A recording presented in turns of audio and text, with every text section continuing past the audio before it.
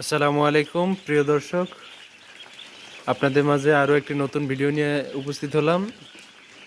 আপনারা দেখতে পাচ্ছেন যে হাঁসের বাচ্চা, এগুলো হাইব্রিড জাতের। এগুলো বয়স মাত্র 12 থেকে 13 দিন। এখানে একবারে পোলট্রি মুরগি যেভাবে লালন পালন করে এভাবেই ঠিক সেভাবেই ফিড খাবারের মাধ্যমে এগুলো লালন পালন করা হচ্ছে। খাদ্য ম্যানেজমেন্ট ওই পোলট্রি মুরগির মতনই করা হয়। ফিড খাবার দেওয়া হয়, নিয়মিত পানি, যেমন প্রাকৃতিকগতভাবে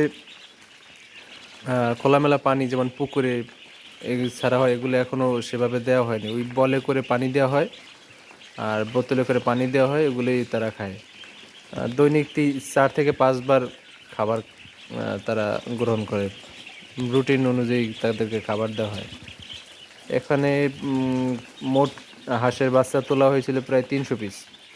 সেখান থেকে ভাইরাসজনিত বা ঠান্ডাজনিত কারণে 3 পিস মারা গেছে। কিন্তু দুঃখের বিষয় হচ্ছে আমাদের এখানে যে মঙ্গজ বা বেজি বেজি ঢুকে এখানে প্রায় 28 থেকে 29টা বাচ্চা মেরে ফেলছিল। এটাই আমাদের এই প্রজেক্টের একটা ক্ষয়ক্ষতি হয়েছে। আশা করি ভবিষ্যতে আর কোনো ক্ষয়ক্ষতির সম্মুখীন হব না। তো সবাইকে ধন্যবাদ ভিডিওটি দেখার জন্য। আসসালামু আলাইকুম।